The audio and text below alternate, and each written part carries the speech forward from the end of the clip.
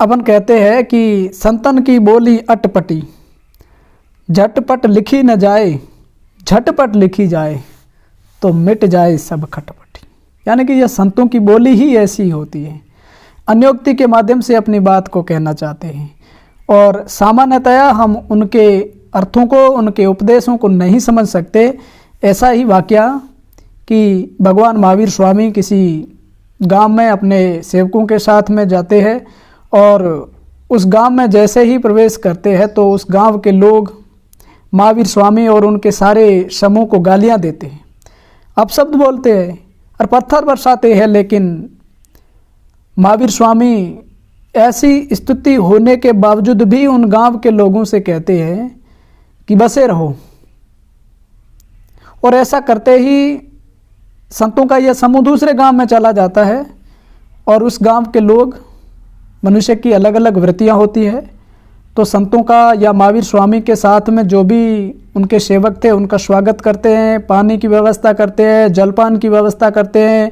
यानी कि एक संतों का, एक मेजबान मेहमानों का किस प्रकार से आदर कर सकता है, यथासंभव उस गांव के लोग करते हैं। संतों का ये दल जब अगले गांव को जाता है, इससे पहले महावीर स्वामी उन गांव के लोगों से कहते हैं कि आप उजड़ते रहो। और ऐसा कहते ही उनके पास में बैठा हुआ एक संत बोला कि स्वामी ये क्या लीला है कि जिस गांव में हमें पत्थर और जिस गांव में हमें गालियां बोली, जिस गांव के लोगों ने हमें अपशब्द कहे, और उन लोगों को आपने क्या कहा कि बसे रहो। और जिन गांव के लोगों ने ये सेवा करी, जल की व्यवस्था, जलपान की व्यवस्था, आदर मान की व्यवस्था, सारा कुछ करा, आपने कहा उजड़ते रहो। तो उस समय महावीर स्वामी ने जो कहा वो इस घटनाक्रम का महत्वपूर्ण बिंदु है कि संतों की बोली ऐसी ही होती है। महावीर स्वामी ने कहा कि जो लोग पत्थर बरसाते हैं, गालियां निकालते हैं, अपशब्द बोलते हैं, बुरा बोलते हैं, उन्हें उसी गांव में बसना चाहिए। यानी कि ऐसे जो बुरे लोग हैं उनको दूसरे गांव या उजड़ने की या अन्यत्र जाने की कोई ज़रूरत नहीं, उसी गांव में सीमित रहें।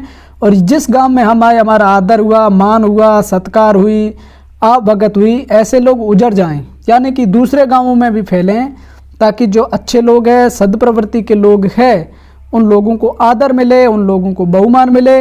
तो कहने का आशय यही है कि जो संत है उनकी जो वाणी होती है उसमें बहुत ज़्यादा, या यूँ समझें कि संत की वाणी का जैसा उनका कहना होता है उसका वो अर्थ नहीं होता है।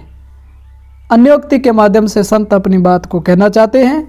ये आज की एक अच्छी सी, या यूँ समझें कि बढ़िया प्रेरक प्रसंग जो हमने आप लोगों के बीच में साझा किया।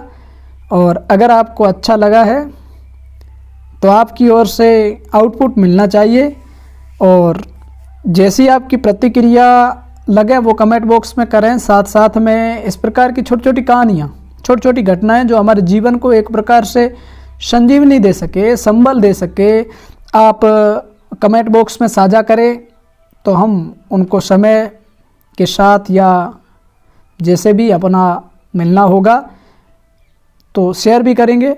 मिलेंगे फिर इस प्रकार के प्रेरक प्रसंग के साथ। अब लेते हैं आपसे इजाज़त। जय हिंद, वंदे मातरम।